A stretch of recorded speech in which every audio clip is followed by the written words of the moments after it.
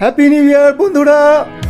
Picnic চলছে ছাদে, আর আমাদের নিমো ভীষণ ব্যস্ত হয়ে গেছে। নিমো ভাবছি এটা আবার কি করছে ছাদে, কোনোদিন তো এরকম এরা করে না।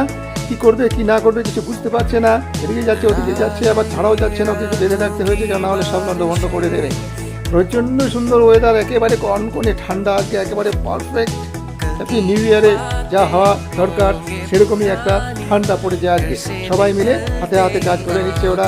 কিছুক্ষণের মধ্যেই রান্না বসানো হয়ে যাবে এবং ধীরে ধীরে সেলিব্রেট করা হবে নতুন বছরকে 2024।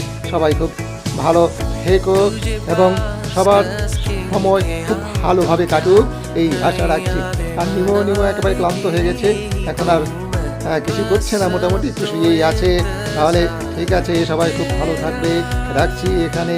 আবার সামনের বছর হবে আমাদের এই ইয়ার এন্ডিং যে প্রোগ্রাম, তার পিকনিক। ততক্ষণে সবাই